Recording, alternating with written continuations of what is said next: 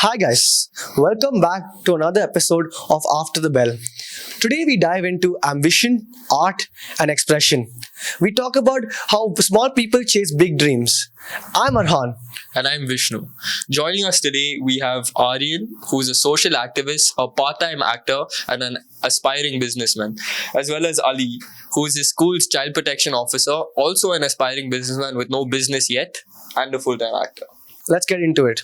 Aryan, Ali, we both acted in The Irresistible Rise of Arturo Ui, a bold and political play for high school. You both were one of the main actors in the play. Can you describe what the experience was like, what the story was, and what roles you guys played? Alright, so basically, The Irresistible Rise of Arturo Ui was it was a play on Hitler's rise to power, and Arturo Ui was Hitler, and I was Arturo Ui. So technically, I'm Hitler. My character's name was Jerry, and and I believe that he was Himmler in real life, who's the SS head for Hitler. Basically, what happened was whoever went against Hitler, I would kill them, and that was my job in the play. What did being part of that production for this play teach you about yourself? Did it help you in any way, not just as actors, but also as people?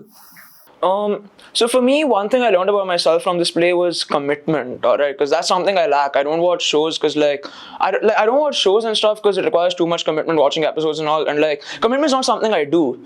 But during the play, I realized that shit, if there's something that I actually like, I can be committed to it. And that's what I learned about myself from this play.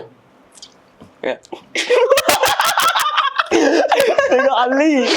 So I have a lot of stage fright, and the play, it helped me get over the stage fright, because I'm in front of all the parents, in front of my classmates as well. So I thought, it was a great experience to help me build my confidence.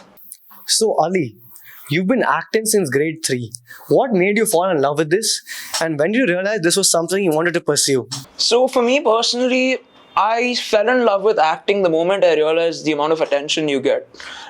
When I'm acting, everyone's eyes are on me, and once the play is done, everyone just comes and they're like, yo, you did such a good job, you were amazing, stuff like that. Even people who I thought didn't like me came after the play and were like, yo, you were amazing and shit, right? So yeah, the attention was what made me fall in love with it, and that's why I want to do it. Because again, in India especially, actors are treated like gods. Like Shah Rukh Khan you've seen outside, right? That's who I want to be later on. And and what made me realize that this is more than just a job is when I found out that actors get paid 15, 20 crores for one movie. I was like, shit, I want that money, bro. So yeah. For you both, what is acting for you? Is it just an expression? Is it an escape? Or is it just something you're doing solely for fun? Acting is something I do just for fun. Whatever experience I gain from acting, if it's helpful in other areas of my life, other sectors of my life, I hope it helps. And otherwise, I just do it for the sake of doing acting. For me, I'm acting to build a name, build an identity, show everyone who I am.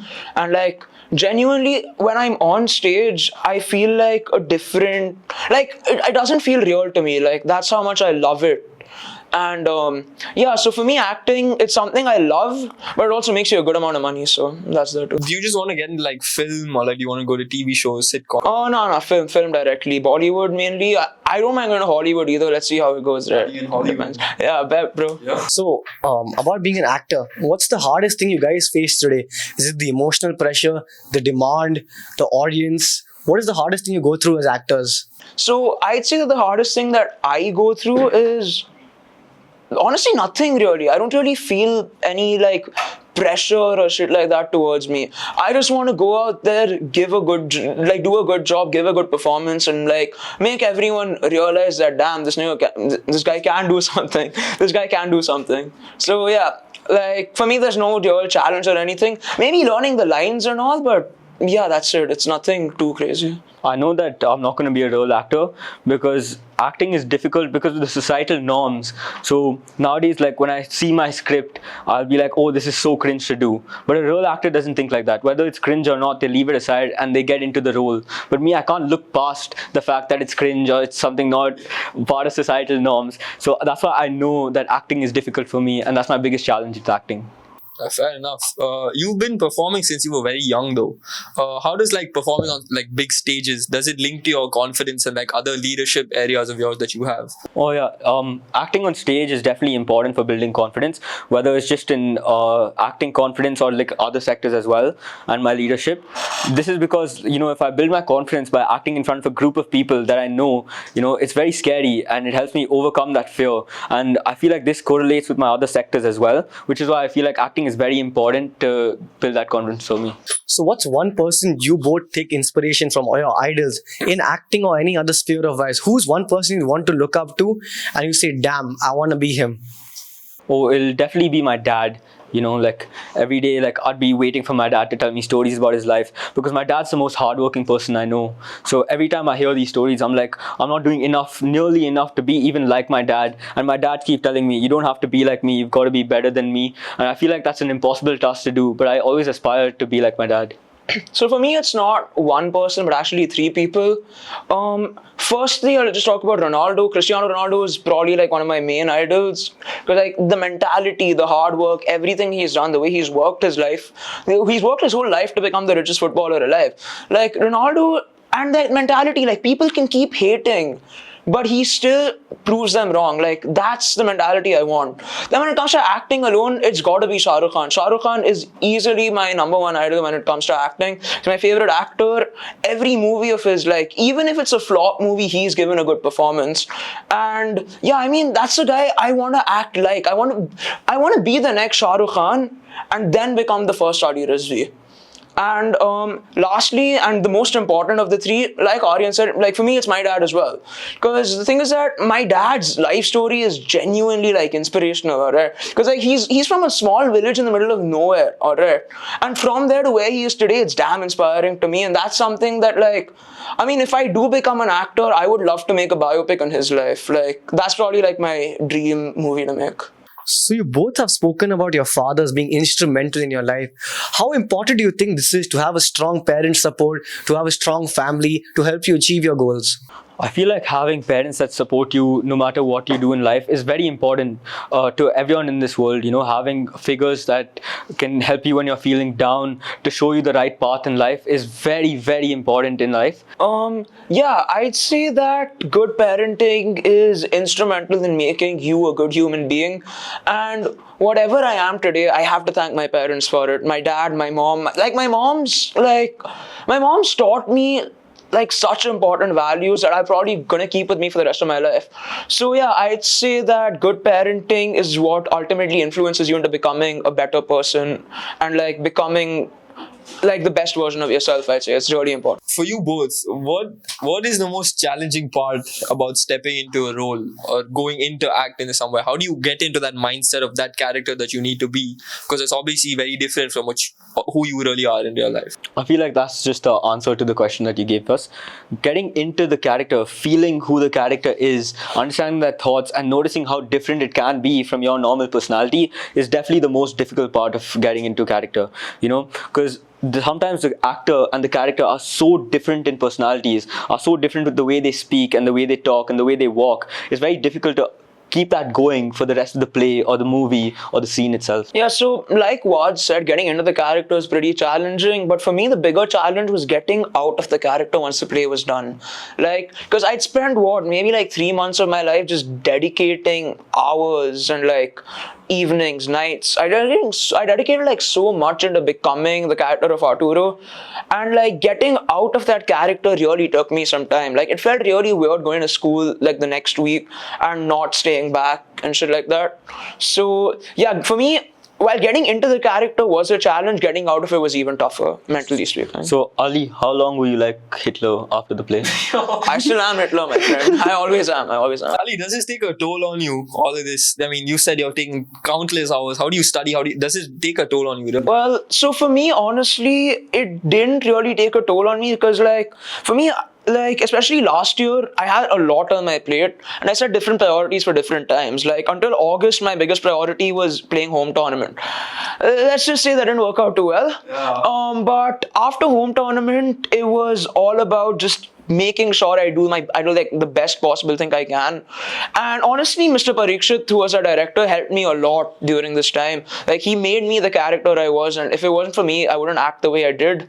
So yeah, then my priority was the play, and after the play was just studies and boards and everything, because yeah, it was a pretty hectic year, honestly, but in the end, everything worked out and everything was sorted. Ali, you speaking about going into Bollywood. Comparing Bollywood and Hollywood, what makes them different in like their styles and the movies, the scripts, all of that? That's a pretty good question, because honestly, when it comes to Bollywood, like Bollywood caters just to the Indian audience mainly, right? And the Indian audience, they love their songs, they love their romance, they love colors, stuff like that. So one thing that really separates the two is the music, I would say. The music, the dancing, you don't really see that much in Hollywood. There's a specific genre called musicals there. But in Bollywood, almost every movie is a musical. And apart from that, even the action movies, the massy movies, like, you won't get, like, see, Hollywood won't be able to adapt a movie like Leo or Coolie or like one of those Tamil ones the same way like Bollywood has adapted movies in the past. I mean, they've not done as good of a job as the Hollywood movies, obviously, but at least they've done some adaptation, some remake. Hollywood's going to find it really tough to make a Bollywood movie. Ali, although you had valid points on Bollywood, I feel like Hollywood is miles ahead, especially for actors, because of the money that's poured into Hollywood. You know, Is that a point? there's a reason why Hollywood has so many more actors and so many more movies than it comes to Bollywood, and why people are more inclined to work in Hollywood than in Bollywood. This is purely because of the money, and you said so yourself. You want to become an actor for the money. So what I don't understand is why you're sticking to Bollywood and not to Hollywood. All right. Okay. So, to like get back at you to that, getting into Bollywood is easier than getting into Hollywood, because again, Bollywood is just Indians, right? Hollywood, you've got the entire world going: US, UK, Canada, Australia, New Zealand. There's not really going to be room for an Indian guy like me up there, unless like there are like Indian specific roles, right? Over here, every role is Indian specific. So for me, honestly, I would say get into Bollywood, then maybe transition to Hollywood after you've got the skills in Bollywood. But yeah, Hollywood is the end goal. I won't deny it, because like my dream isn't to win a Filmfare or anything; it's to win an Oscar on stage. That's my dream. So like, yeah, it is Hollywood as the end goal, but Bollywood's required first. Ali, since you want to be part of both Bollywood and Hollywood, what do you think of the drug culture in both of these? That's a pretty good question, but I feel like see, that's not something I do. It's haram for me. I'm a pretty religious guy. Are you But- sure you'll be able to resist it? Oh yeah, what are you saying? Nah, but honestly speaking, as long as you have the willpower to resist, you can resist anything in the world. And I personally feel like drugs is not something I'm going to be taking or indulge in if I do get into that line eventually. So, speaking on Bollywood, guys, Bollywood's been in like a rot for the last few years. The films have been going bad. Yeah. Regional's been taken over. What's really happening with Bollywood, in your guys' opinion? I feel like Bollywood's changing slowly but surely, especially with the new series that's come out, Bastards of Bollywood. Sorry. What a show, by the way. Yeah. The thing is that now I think Bollywood's going to transition into shows, not just movies as well. So when this happens, I feel like Bollywood will pick up again. But I do completely agree that Bollywood has fallen off in the last few years. I honestly completely agree with that point. Bollywood has been making some pretty crappy movies lately. And I think that there's two main reasons for that. Number one, they're just casting anyone and thinking it's going to work. Like, I'd say the biggest problem in Bollywood today is that people are focusing more on actors for their looks than their talent. And that's really hurting the product, because again, when you don't choose talented actors, you're not going to get the best acting out of them. You're not going to get the best roles. So, I mean, while looks are extremely important, obviously, that shouldn't be the only thing you focus on. You cast talented actors and write good scripts. The scripts have been pretty shitty lately, sorry to say. But yeah, like, currently the movies are kind of bad, but I think Bastards of Bollywood has given like a ray of hope for me, because Aryan Khan did a phenomenal job there. Yeah, so speaking on the fall of Bollywood, there's been a contrast with the rise of regional movies, Tamil, Telugu, Kannada. What's happening here? How are regional movies rising so much and building such a fan culture? It's more of the music, no? I'd say that number one, the music. Anirudh's the best, bro. I love that guy. And apart from that, the scripts. Like, the scripts of regional movies are so much better than Bollywood. Like, the last Bollywood proper movie that I found somewhat decent was Kesari 2. And when it comes to just acting, I like Sayyara a lot, acting specifically, but the script was terrible. I did not like that movie. But Tamil movies, they have good acting as well as good scripts, and that's why it's working out. And the background music is like the cherry on top. Anirudh, I love you, man. I don't have much to say on this topic, but if I had to say, the only reason I watch Tamil movies or like regional movies is because the acting is so funny. Because there's this guy who's jumping 6 miles and then stabbing a guy, and then some 7 other guys spawn behind him, and all of them get stabbed, which I feel like is really funny. So that's the only reason I watch such. So you're saying it adds an element of comedy to it? 100% absurd comedy. Bollywood does not have? Bollywood does, but not absurd comedy where 7 people get stabbed by a single spear. So you prefer that than reality? No, occasionally, yeah. Bro, what's getting pressed, bro? Ali, you've volunteered for the WWF. You've helped raise funds for children with cancer and also, held blood drives. What sort of made you inspired to get into these social events and fields with children who are less fortunate? Well, I'd say what inspired me the most was the moment I recognized that I'm pretty privileged. Because, where I am today is like millions, billions even would be like dreaming of being in such a spot. And I feel like that's something you just need to give forward. And even if you can't do too much, the least you can do is help someone else get a smile on their face. So it just started off with me being kind, and me wanting to just help people out and bringing smiles on people's faces. It brings a smile on my face as well. So I love social service. It's pretty nice. Yeah. So what's something you learned about empathy, perspective, diversity through these various experiences?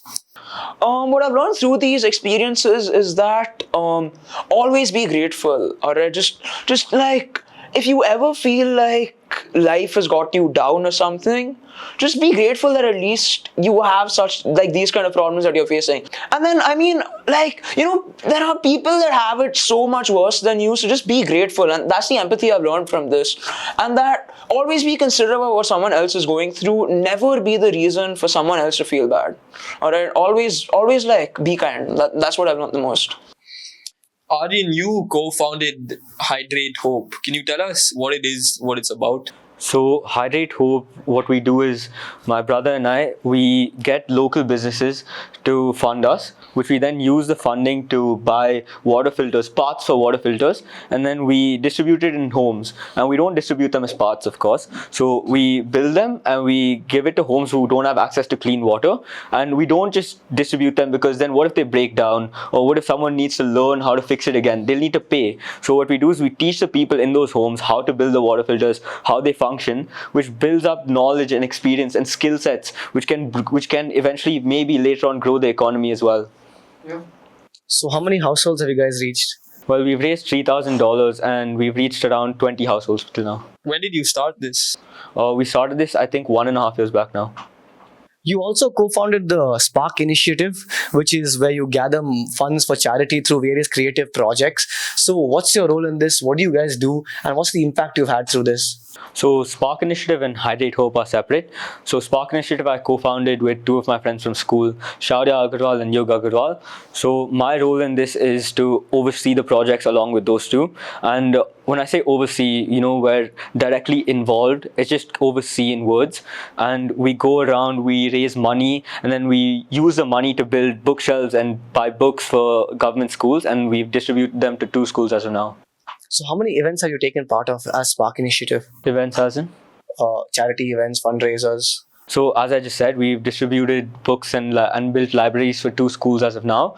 We've had 2 bake sales, and we've had, in Bounce Back, we've had a stall to raise money as well. That's really inspiring. Thank you. You both have been involved in community work, from like government schools to local programs. What moments from these experiences that you guys have done have really stayed with you? So for me, honestly, in 10th grade, we went to Chikmagalur and I think Hassan for Dodd. And over there we went to a government school, and a moment that really stood out there for me was I had basically bent down to pick up a ball, alright, and we were playing. And while I bent down, this one random kid came and he jumped over me. Alright, And then after that, the next thing you know, these kids made like one whole line and they all were just jumping over me one by one.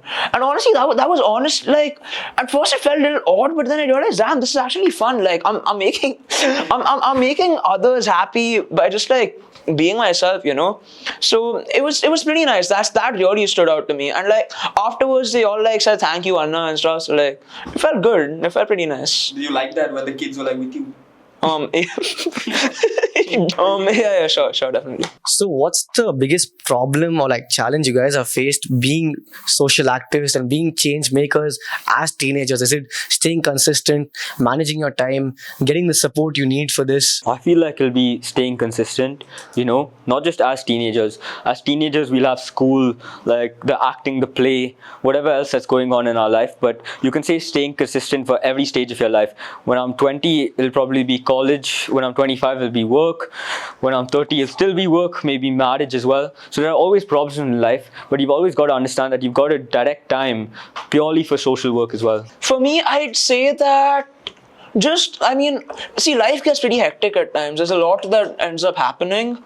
But just trying to find time whenever you are free to doing social work is, I think, enough for me personally. Because like, things can get tough sometimes, things can get a little too much, but finding just like a little bit of time, it doesn't need to be every week, every month, just whenever you're free, help someone out. I think that's more than enough, personally. For people our age listening, or even people younger, what are your advice for them if they want to start doing social work just like you? What is some advice to help them get started? You know, like if you don't know where to start, I think it's best, you know, just hop on a call with your friends, be like, this is what I want to do, but I don't know what to do. Then they'll help you decide, you know, we can do this, we can do that, whatever, brainstorm, right? And then instead of like pushing it and brainstorming further and further, say this Saturday, we're going to go see what it's like. We're going to go look around, we're going to go experience it for ourselves, and we'll see if this project is viable or not. And then once it's hit Saturday, go, don't push it anymore. And then that's how you start. Yeah, I think having a good set of friends is really important for anything you do.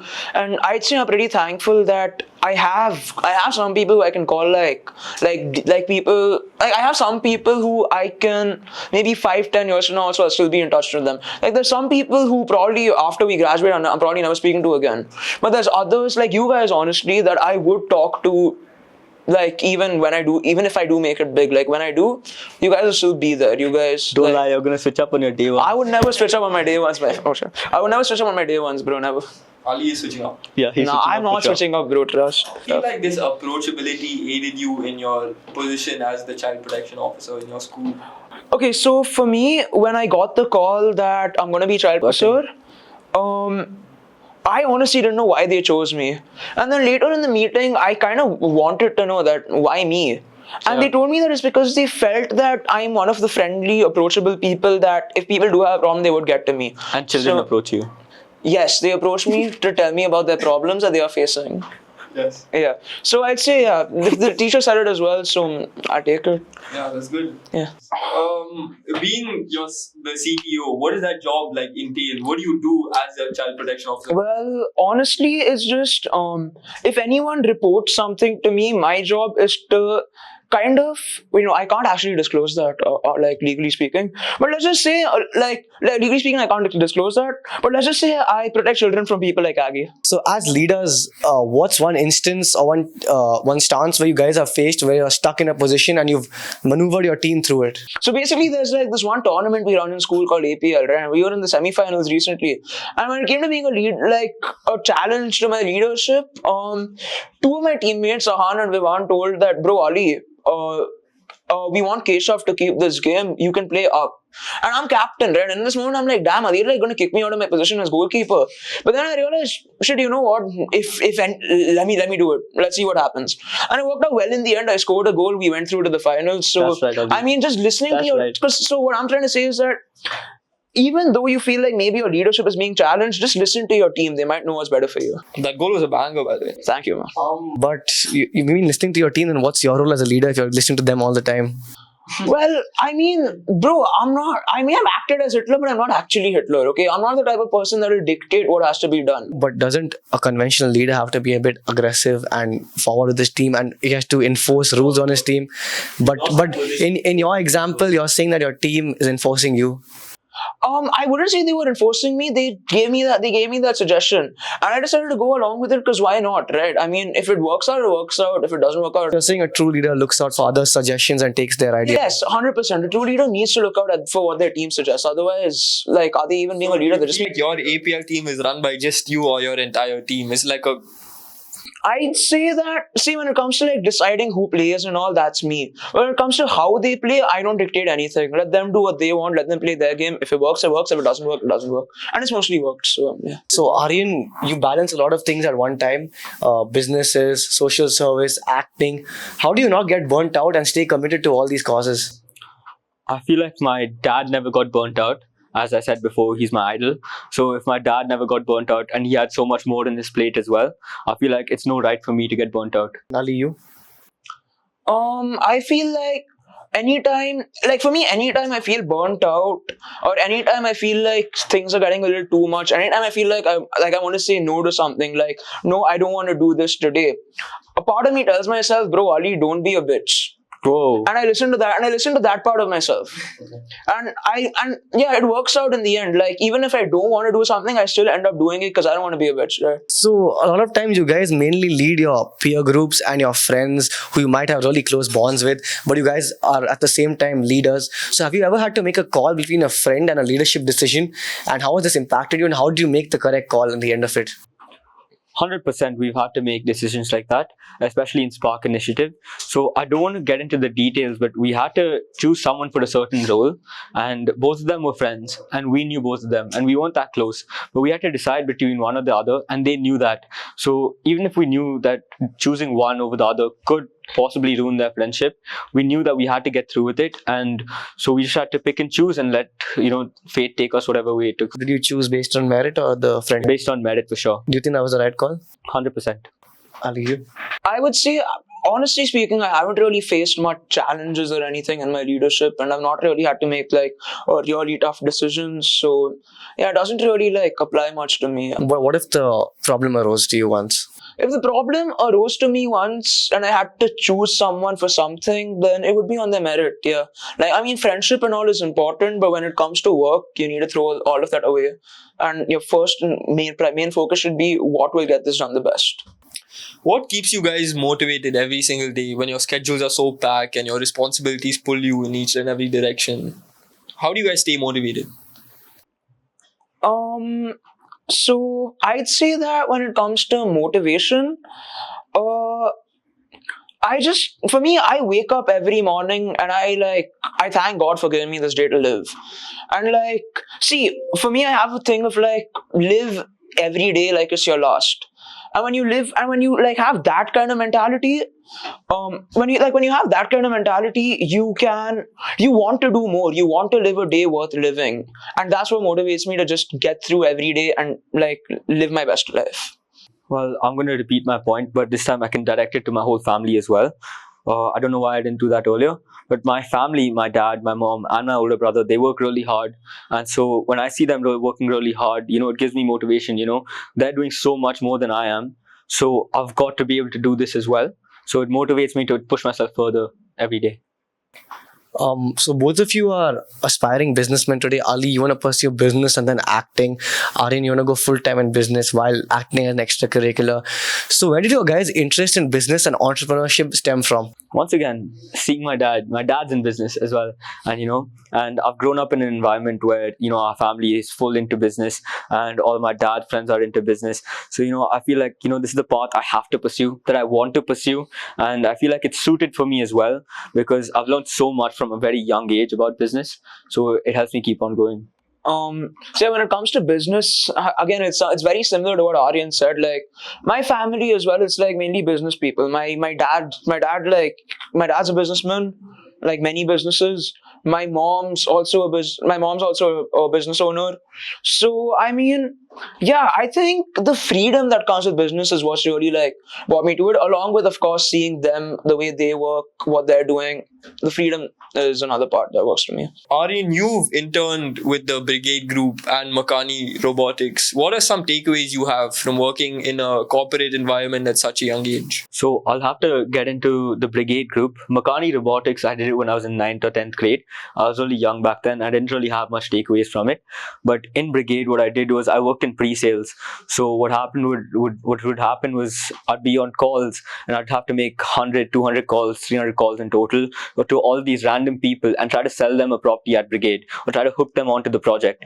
And so every time I made these calls, every second person, not even every second person, almost all of them, 4/5 of them rejected my calls saying, we're not interested. Who the hell are you? Why are you calling me? And it helps you learn rejection. And I feel like that's my biggest takeaway from this, because learning rejection is very important. And I feel like I really started young with this and I'm happy for it. So it taught you to overcome failure. Yes. So have you overcome failure now?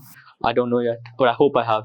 So looking at your both passions in business, acting, do you plan to combine these, acting, business, social service, or do you plan to do something new totally? Well, I feel like business and social service go hand in hand, CSR and everything.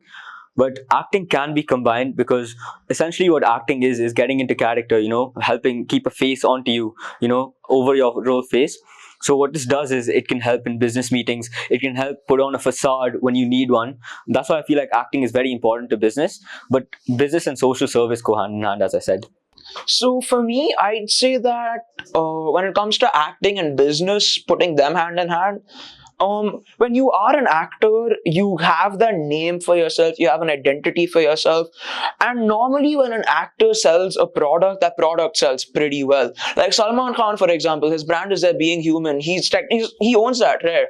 That's really big. Recently, Aryan Khan with, I think, Diavol X, like that's also been a pretty successful thing. So yeah. Even Hrithik Roshan, HRX, right? It's one of the biggest sports brands in the country right now. So I'd say that the name and image that comes from acting can help a lot in business later on. Aryan, between Spark Initiative, Hydrate Hope, and all your other internships, what is the biggest lesson you learned about teamwork and hard work itself from all these internships that you've done? One lesson about teamwork and hard work is, I'll start with teamwork. It's that, communication is very important in work. Like everyone shares ideas at these internships and at Spark, because, when you share these ideas, right, brainstorming, it pushes the project much further than it could alone. So that's one thing about teamwork. Communication is key for everything. And for hard work, it's that, consistency is more important than just being motivated one day trying to learn everything in one go. For example, at my internship, on my first day, I was motivated. I was super motivated. I was ready to go and learn everything there was about the business, but I couldn't, right? Instead, what I learned was, over the course of 30 days, I learned so much more than I could with just that intensity that I went in with of learning everything in one day, which is why I feel like consistency is way more important than intensity. That's all I have to say about hard work and teamwork. So you both today as aspiring businessmen, if you could start a dream business tomorrow, what should be your idea and why would it hit? I feel like my business would be in the service sector. For my idea, I'm thinking something like public transport, right? Especially with maybe buses, because I recently went for this talk where he said that in Karnataka there have been 5,000 buses total in the last, I think, 10 or so years. Now, I haven't fact checked this, of course, but I will be doing soon. And so I'll probably do something where, these buses, there are privatized buses that people can use for their own transport. See, when it comes to like creating a business of my own, that's not something I've fully thought about yet, because there's so many different needs and stuff. But if I had to think of something like on the spot, like right now, maybe like a production house, or like something again like film related, probably like a production house or something. Yeah. Acting, social service, sports, leadership, they all come with different sorts of pressures. How do you guys handle these pressures differently? For me, I just normalize the pressure. I make it like a part of my life. Because, if you think about it, the brightest diamonds are formed under pressure, right? So I can only be the best version of myself if I have pressure doing it. Because if I'm not experiencing pressure, I won't have the motivation. I wouldn't want to do my best. I can be lazy and shit. No. So I'd rather just so the pressure helps me a lot, I'd say. I feel like to do all these activities, you don't really have a choice. So, you can't get pressure get to you because you have no choice but to finish the job. So that's all that matters to me. So in the previous episode, we had two sportsmen, Arhaan and Max, how they spoke about pressure and how if you love something enough, you don't feel pressured by it and you have the passion for it. Do you guys have the same passion? And if pressure does come, how do you deal with it? I 100% agree with what they say. If you truly love something, the pressure is something that you love as well. Like for acting, for example, I always had the pressure on me like, yo, what if I don't perform well? What if the audience doesn't like me? What if I'm not done a good enough job? And those thoughts, that pressure that comes with you makes you want to do better. And that's why I'd say that even when I did act in the play, I was at one of my best, bro. I'd say that was like my best performance ever. So the pressure really makes me who I am, you could say. I agree with that saying, when you love something, you don't feel the pressure. Rather, you love the pressure, like Ali just said, because you know that the pressure will hone you like a diamond, like what Ali again said, right? And I feel like it's for everything that pressure hones you. And loving something is something that I haven't found yet. So I hope I find that soon so I can, love the pressure as well. But otherwise, you just got to get through it. Have you ever hit a point where you feel like overwhelmed because of these pressures, or like a point where it's really just too much? If you guys have, how you guys overcome this sort of position that you guys were in? Like I said earlier, anytime I do feel overwhelmed, anytime I don't want to do something, though I know I have to do it, I just tell myself, and again, Mama, sorry for the language I'm using. I always tell myself, Ali, don't be a bitch, just do it. And yeah, that in the end that works out for me. Although I've said that, you need to just get through it, I feel like when pressure does get to you, which it does to everyone, you need to take a step back, you need to calm down, you need to look at your life with a different lens, a different perspective, at least the work that you're doing as of now. And so what I like to do is, like, when pressure gets really high, I like to go for a walk. I clear my head, and then I'll come back and I'll look at my problem with a different perspective, with a calmer mind, and then I try to work to solve it. So do you think the pressure helps you grow as an individual? Can you give us an example of when you guys were pressurized and then you emerged as someone stronger? Yeah, like I said earlier, the play, for example, was a clear thing of I honestly put too much pressure on myself, but that pushed me to being probably one of the best. Like that pushed me to giving my best performance yet. And apart from that, say even academics wise, like my grades in 9th and even 10th pre-boards were pretty shit. And I was like, if I don't lock in now, I'm screwed. Like my future is gone. And that pressure helped me out a lot. And in the end, I even scored pretty well in my boards. So I got a distinction and everything. So yeah, I'd say pressure makes you grow. That's just me though. I feel like, yeah, pressure does make you grow, right? And there have been instances where I've also had pressure hone me into something better, which is when I'm with Spark Initiative.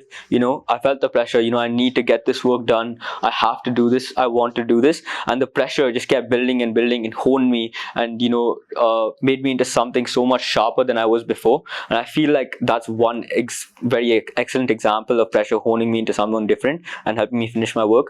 Another example would be in 9th and 10th, my grades weren't the best. In fact, they were really shit, right? So then boards came in 10th grade and I needed to buck up, right? I needed to pull up my socks. And so I had a month to study and, I just sat down, opened my book and I studied and I studied and I studied. And I feel like I got decent grades in my boards. So that's another example of pressure. You both spoke about your educational background, academic values and all. Ali, since you want to be a full-time actor, would you choose acting over academics, and how important do you think academics is today? I would, even though I love acting, I would not put acting over academics because ultimately acting is not really a secure line. Like, if you don't go to college, if you don't actually get a degree that can matter, and you decide to dedicate everything into acting, and then you try auditioning and something, you don't get a role, you don't get a job. Next thing you know, you're left on the streets, right? You got no job, you've got no education, you won't get any job because you don't have a degree. So without academics, you can't really do anything. At least get that security first and then try acting maybe. Aryan, someone who's really unserious about the academics and really lackadaisical when it comes to it, do you think it's important or do you just think it's another step? Academics is important, right? But I feel like as of now, at least my thoughts on this is that academics has gone an inflation of sorts. When I say this, I mean like everyone has an MBA, everyone has a master's, everyone has okay, not a PhD, but everyone's reached that certain level of education, and now none of those people are finding jobs. It's so crowded in education that it has no point getting that same degree anymore.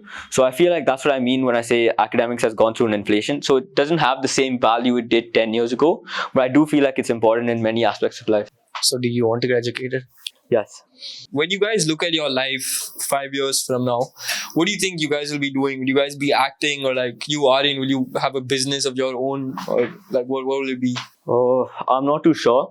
For the next couple years of my life, I'm thinking of doing college and like a job simultaneously. 5 years later down the line, I don't know if I'll still be in that job because I want to build up experience before starting my own business. Hopefully I've built up that experience and I've started my own business, but you never know what the future holds. Bro, I'll be honest with you, I don't even know what I'm going to do tomorrow. So 5 years from now, I've got no idea. But hopefully it's me, actually being something in life, being on set maybe. Or if anything, just like having a business or something to my name. But I want to be somewhere in 5 years, and then maybe 10 years from now, I see myself standing on stage holding an Oscar, honestly. Like, that's my ultimate dream, bro. I need to get there. So do you think the priorities you have today and the priorities you have 5 years from now will be the same and there'll be no change? Definitely not. So what do you think will be the change? Well, as of now, I'm focused. I have some priorities on school as well, right? I have to do well in my boards. I feel like 5 years down the line, I won't have boards. So my priorities will change. Yeah, of course, yeah. And Ali, what about you? Like I said earlier, I don't know what I'm going to do tomorrow, so I can't really tell what is going to be 5 years from now. Like, I'll be honest with you, even right now, my priority is basically just academics. And 5 years from now, whether academics will be the priority or not, I'm not really sure, because I probably would have finished my undergrad by then. Yeah, I would have. So I don't really know, bro, honestly speaking. Do you just do the math? What? Yeah, in my head, yeah, just now. Okay, what is one thing you guys have learned from each other? Like on stage, in school, or just like in life? How to apply gel to my hair. Oh my god. I don't use that gel, bro. Oh,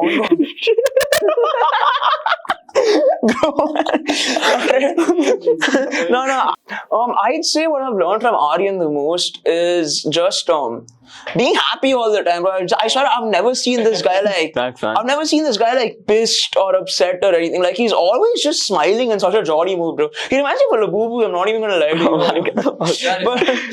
you. But nah, he's like genuinely what I've learned from him the most is just to like always have a smile on your face, bro. This guy is amazing.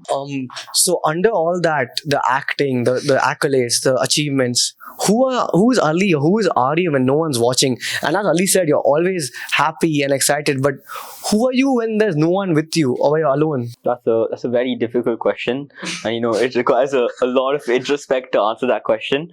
And I'm gonna say this really basic saying, but I'm still finding myself, so I don't know if I can answer that question for you. I'll be honest with you, when I'm not who I am outside, I'm just at home lying down on my bed watching reels, bro. Like, it's that simple. Just watch reels, watch movies, have a good time. I play with my cat a lot as well. And play Xbox. How do you study? When do you study? Bro, when do I study? Good question, bro. I don't know, bro. I just like... You don't study? No, I do study. But it depends when. If I'm in the mood to study, then I'll study. Depends on the atmosphere. Depends on the atmosphere, depends how close we are to exams. How close we are to exams, like that. I didn't say shows, I said watch movies. I said watch movies. And reels. I love reels. Got it. Ali, what's your favorite movie, man? Both of you. Excellent question.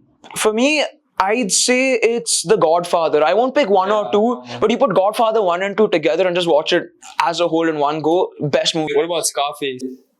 I love Scarface. It's I great. feel like Scarface is better than Godfather because it's just one movie. I feel like The Godfather is the better movie, but Scarface has Al Pacino as a better actor. Oh, well, I've got two movies. One is Iron Man, the entire series. I love Iron Man, right? And the second one is Meet Joe Black. I forgot who that was. That was Brad Pitt, right? Brad Pitt, yeah, good movie.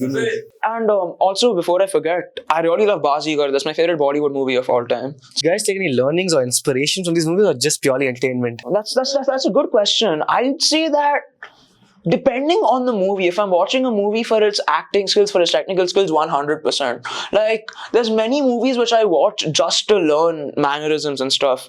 Like, for example, I watch a lot of Al Pacino movies, Shah Rukh Khan movies, Daniel Day-Lewis.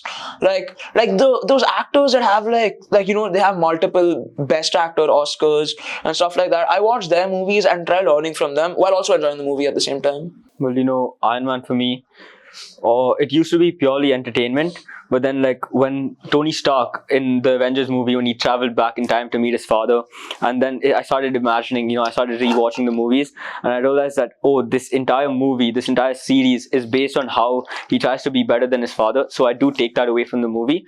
But in the beginning, it was purely entertainment. As for Meet Joe Black, I just like the story. Aryan, you've continuously mentioned your father throughout this podcast. It's clear that you have a strong connection. He's really helped you in life. Yeah. But how thankful are you are to him today? And how has he shaped you as a person? I'm very thankful to my dad. I'm very grateful that he is my dad and not anyone else, right? But how's he shaped me as a person today? Well, I mean, you'd have to go back to when I was born, actually. He shaped me every day of my life. He's taught me everything that I need to know, everything that I know today. And that's all, yeah, basically. What's a dream film, movie, or project you'd both love to act in one day? So for me, the dream film that I would like to make would be again a biopic on my dad, because I genuinely think that would be a great story as well, and like it's pretty inspiring. And my dream collaboration would be a movie with Shah Rukh Khan. If I get that, like it'll feel like my life's complete, bro, honestly. I wish I was Iron Man or Spider-Man. Both work, actually. Batman? No, I don't want to be Batman. No, Batman. No. Okay. What about Ant-Man? Oh, Ant-Man's fun. I feel like I'd fit the role, actually. Yeah. What is a dream business or brand that you guys would love to collaborate with and work with in the future? Or any fast, instant business like Swiggy, Blinkit. For me, I'd say sponsorship-wise speaking, probably Nike, bro. Nike give their people like some crazy contrast. Well, you seen Jordan's shit, right? Yeah, but have you seen the level of Jordan? I mean, you have to work really. 100%. I'll have to work my way up to being in that level. But like a collaboration, a sponsorship with Nike would probably be. I don't think Nike sponsors actors, no?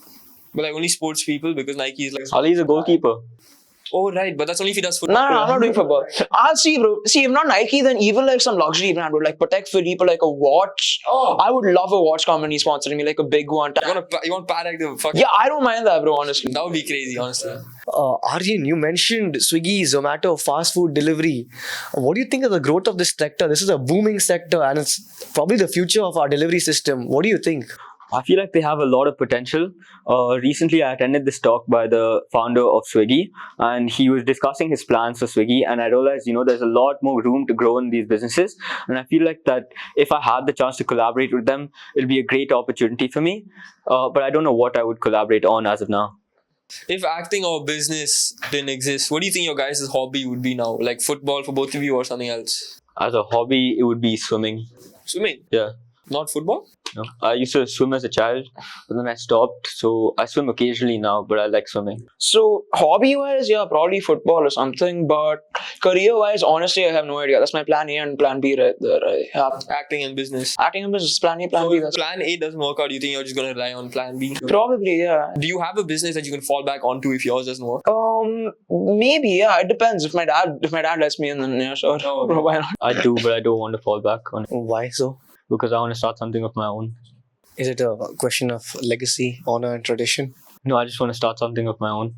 What's one teenage setback you both have faced growing up? I was bullied before, and I feel like that's a big setback, but it was nice that I went through that. Don't take me wrong, but it teaches you to like stand up for what you want to say. And I used to let other people like walk all over me, and I would like just agree with whatever they had to say, even if it was something detrimental towards me or if it was insulting me. But then eventually, I thought I had enough, and I was like, I've got to speak my mind, even if that meant, my voice was shaking, my voice is cracking, and they would not like me anymore. So I feel like that was a very important part of my life. That's all I have to say. That's inspirational. Very inspirational. Honestly, that's quite good. Really. And yeah, I'd say a teenage setback that I faced is probably like, too many people talk shit. Alright, like honestly. And now you can either do two things. You can either let their talking get to you or just ignore it entirely. And for me, like, I just ignore it entirely, because normally if people are hating on a person, just means that person's successful. They're probably just jealous of that person in some way. They're probably just jealous of that person in some way or the other, right? And ultimately, again, like 10 years from now, once I do become big, would I really care about what it's like these up on people? Your day ones. No, Do not switch up. I won't switch up, but like, say if I do make it big, would I really care about the hate that these people who probably won't make it far in life are saying, right? So yeah, I mean, doesn't really make a difference in the long run. So So, bullying is an issue that exists worldwide, and there are a lot of bullies in this world, and people are being bullied. What do you both think someone should do when they're getting bullied? Should they stand up for themselves, but they're really scared sometimes? They're scared of the repercussions. They have a lot of other circumstances going on. How did you guys snap? You guys snapped out of it. You guys have evolved as people stronger now. What advice would you give to others going through the same thing at this period of time? I mean, if you're getting bullied, just like push through it, you'll get better soon. Otherwise, I just have like stuff to say to the bullies. Don't bully other people. It's not nice. That's all I have to say, actually. Yeah. I'd say that don't let the hate get to you, right? Because ultimately, these people aren't you. They're not living the life you're living. Put yourself in a position where eventually, like the reason why they're hating is because they're jealous and that they can't get to the level that you are at. And the people that are bullying, just like find something else better. Find something better to do with your life, bro. Like make your life better rather than make someone else's worse. Put yourself in their shoes. Yeah. What would happen if like you got bullied? That was really deep and inspirational. So profound. Honestly, Bullying exists everywhere in today's world. Guys, stay safe, stay strong, and tune out. Please don't be a bully. Don't become a bully just because of what they're saying. Don't do any of that. Guys, do you have any final words before we end the show? So to any girl that's watching this that's around my age, just like hit me up or something. Who knows, bro? Maybe 10 years down the line, you can flex about having known the Ali Rizvi at one point. That wraps up another episode of After the Bell. Aryan, Ali, thank you guys for your honesty, your opinions, and all the deep, profound things that you guys have told us today. You guys have taught us that passion isn't just about pursuing something. It's about listening to others, making your voice heard, and through your abilities, inspire the future generation. Thank you so much for coming today.